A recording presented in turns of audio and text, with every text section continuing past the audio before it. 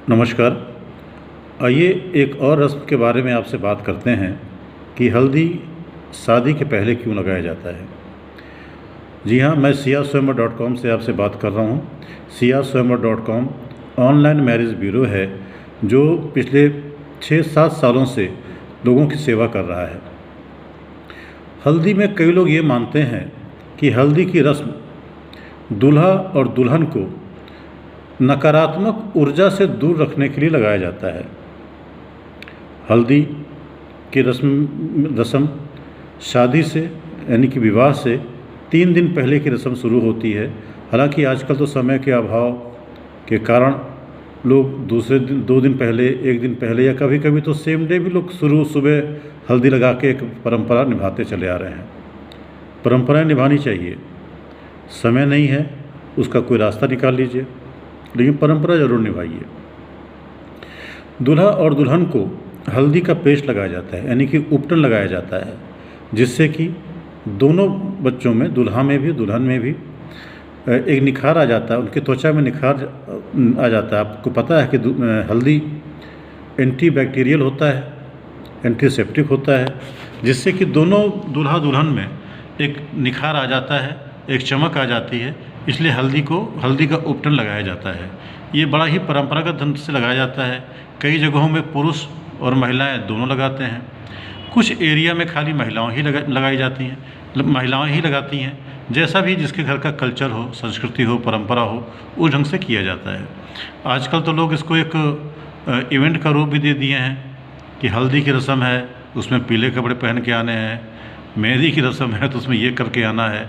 लेकिन जो मुख्य चीज़ है वो है कि हल्दी का उपटन प्रॉपर तरीके से दूल्हे को, दुल्हन को लगाना चाहिए, जिससे उनकी त्वचा दमकती रहे, चमकती रहे। और हाँ, हल्दी लगाने के बाद ये कहा जाता है कि लगन पड़ चुका है तो दूल्हा और दुल्हन को अपने घर की डेहरी से बाहर नहीं जाना चाहिए, ड्योढ़ी से बाहर नहीं जाना चाहिए। तो मतलब घर के से बाहर नहीं जाना चाहिए, उनको अपने घर में ही रहना चाहिए, जिससे कि किसी भी प्रकार की नकारात्मक ऊर्जा उनके अंदर समावेश ना कर सके। हल्दी लगाते समय महिलाएं गीत वगैरह भी गाती हैं, एक पूजन वगैरह भी होता है, पंडित जी भी आते हैं, पूजा करते हैं, महिलाएं भी गीत गाती हैं, कथा होता है उस दिन। इसके बाद देवी देवताओं का आह्वान भी किया जाता है, और जिसमें विवाह में जो सबसे मुख्य ग्रह है वो है बृहस्पति। बृहस्पति जिसका स्ट्रॉन्ग ज़्यादा होता है उसकी विवाह जल्दी होने की संभावना होती है, अच्छी शादी होती है। और बृहस्पति का शुभ रंग है पीला, हल्दी। भगवान विष्णु को भी हल्दी बहुत पसंद है, पीले रंग की चीज़ें बहुत पसंद है, इसीलिए हल्दी हम लोग शादी विवाह में लगाते हैं। और हल्दी में लगाने से क्या होता है कि इसमें एंटीबैक्टीरियल, एंटीऑक्सीडेंट के तत्व मौजूद होते हैं जो बॉडी को डिटॉक्स कर देते हैं, और व्यक्ति का यानी कि दूल्हे और दुल्हन में सुंदरता बढ़ जाती है। इसलिए जितनी भी परंपराएं हमारे सनातन धर्म में बनी हुई हैं, वो सारी परंपराएं का कहीं न कहीं वैज्ञानिक कारण भी है।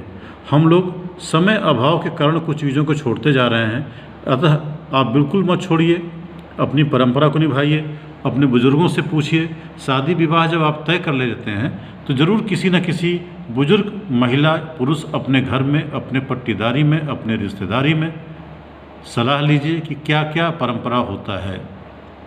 अपने बच्चों को सिखाइए। परंपरा हम भूलते जा रहे हैं, जो हमारे लिए एक बहुत ही घातक विषय है। चलिए फिर आगे मुलाकात होगी, फिर आपसे एक नई रस्म के बारे में बात करते हैं। नमस्कार। siaswayamvar.com में आप अपने बच्चों के विवाह के रिश्ते ढूंढ सकते हैं। ये एक ऑनलाइन मैट्रिमोनियल पोर्टल है। नमस्कार, धन्यवाद।